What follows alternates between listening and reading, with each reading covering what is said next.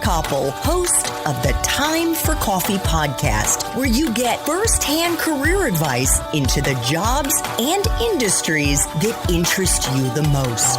And before we start today's show, I have a quick favor to ask you. If you haven't already, I'd be incredibly grateful if you give us a rating and a review on iTunes. And if you're like me, you need to do it now because you'll forget later and because it's the best way to help others who may be in search of career advice to find this free resource. So press pause if you haven't done it and do it right now.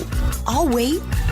Thanks so much and enjoy today's show. Hey there, Java Junkies. Welcome to another K-Cup mini episode of Time for Coffee. By the way, K-Cups come in 3 sizes, single, double, and triple shots, or roughly 1 minute, 5 minutes, or 10 minutes in length. So if you don't have time to throw back an entire caffeinated career conversation, these K-Cup mini episodes of T4C can give you a quick caffeinated fix, whether you're on the go or you only have a few minutes to binge. So grab your mug and take a chug, because it's time for a caffeinated career triple shot K-Cup with my guest, Stephen Kotler.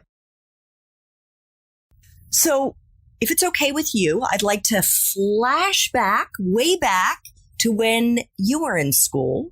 You went to the University of Wisconsin, Madison, where you got a BA in creative writing. And I can imagine if we have any older listeners in the audience, and maybe even some of our young listeners are thinking, why the hell did he major in creative writing? That's not the pathway to realizing riches and success and all of that. That's like a pathway to the unemployment line. So why did you major in creative writing? Because I've been writing since I was 4 years old. It was interesting because I remember being in college and I remember hearing about the creative writing department. And I was already, this is going to sound so ridiculous. It was so ridiculously arrogant in like hindsight at like 18 or 19 at the time. But I was like, but I'm already a writer. Why would I need to take creative writing classes? Like I've been writing every day since I was 15. And I still, I'm not quite sure. They threw me out of the University of Wisconsin Creative Writing Department also. No, I didn't know that. I was thrown out. I ended up being invited back, but I was thrown out. I was very, very disruptive, as they said. I was a punk rock. Most people who ended up in the creative writing program, they wanted psychotherapy. They didn't want to write. They literally, they wanted to go talk about their problems and the stuff that had happened. And I'm not saying that's not a valid use of writing, but I was there to learn how to write fiction and learn how to write poetry. I thought just because something shitty happened in your life, it didn't make it good fiction. It just made it something shitty that happened in your life. And I was very vocal about this, and I wasn't particularly polite about it. And I was also doing really weird things with language. I was pushing on language in ways that the University of Wisconsin had a fairly conservative creative writing department. And to their credit, they asked me to leave, and then they hired Lori Moore, Jesse Lee Kirchhoff, and a bunch of other really brilliant writers who actually did the kind of work that I did, and they asked me to come back. So why did I major in creative writing? I don't think I had any other ideas at the time. The funny thing is I ended up with a degree in creative writing, English, fine art, and philosophy. So I have 3 minors and a major. So did you know what you wanted to do with that degree when you graduated? No, before grad school, I had been working in advertising a little bit. I had worked for a company called Foot Cone and Belding. I was working a little bit on Taco Bell ads. They were most famous for in the 90s. They did the really famous Levi ads with Spike Lee and people like that. They were a really cool shop. And I thought I'm not really wired for advertising, but I thought that's where I was going to end up. And talk about weird career paths. They had never met me at Foot Cone and Belding. I'd been a freelancer, and I was a punk rocker. I had long dreadlocks, and they invited me after grad school to come into the office, and they saw me for the first time. And this was in the early 1990s, and really you couldn't look like me and work in corporate America. Today you can. Today you can look any old way you want. Then you could not at all. It was very clear from the moment I walked in that I wasn't going to get the job. And despite the fact that I'd worked there before, blah, blah, I was actually being interviewed by a friend of mine or a guy I had known, he didn't know what to do with me. And because he couldn't hire me looking the way I looked, he also couldn't tell me that he couldn't hire me looking the way I looked. Because that's a lawsuit waiting to happen kind of thing.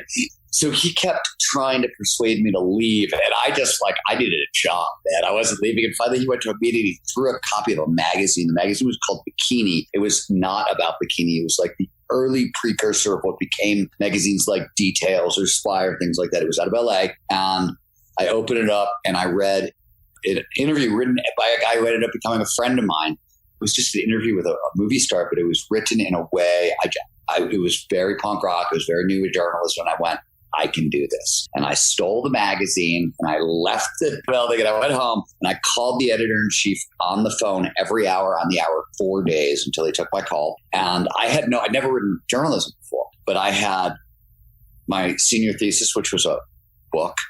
I had papers. I just faxed this dude anything I could send him at the time. And then I just kept calling. And eventually, he called me back. He's like, look, you got chutzpah.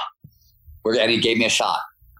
And magazine journalism, as you know, if you're curious and you can hustle, you can basically get paid to learn anything you want to learn from almost anybody you want to learn from, which is, like being handed the keys to the kingdom.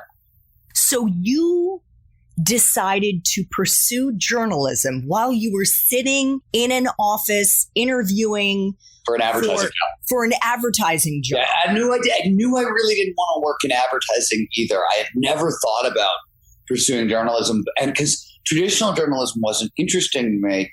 But what I saw when I saw what was going on in Bikini, I was like, wait a minute, this is edgy. This is interesting. It was also, I was ignorant of what had gone on in the new journalism movement. So like Joan Didion and I knew a little bit of that work, but I didn't really understand what had gone on there. So I didn't realize there were a lot of kindred spirits actually working in journalism.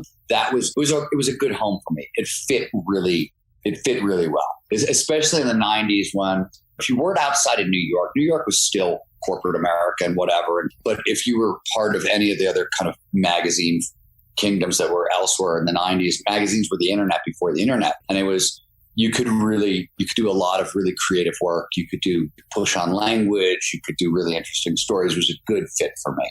And they were weirdos who were running the show also. When the magazine movement happened in the 90s, it happened because Mac Publishing or whatever that was showed up, the very first desktop publishing program. And all of a sudden people wanted to start a magazine.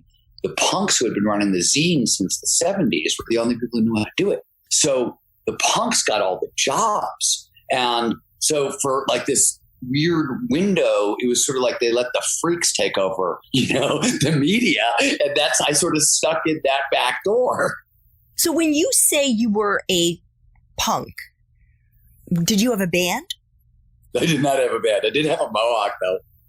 So you were more punk in like your dress and the music that you enjoyed to listen to? Okay, so I'm sorry.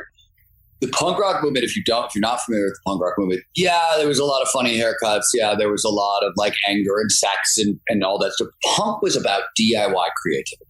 Punk rock was from the very beginning. It was the record labels didn't want to put out the punk albums. That's where it started. So people started recording their own albums and then booking their own tours and then building their own shows. And then they needed magazines to support the scene. I started a magazine, in support of the punk scene called Penumbra way back in the day. I don't even think it lasted like 3 issues, but whatever. It was a punk rock lit magazine out of San Francisco years ago that I started.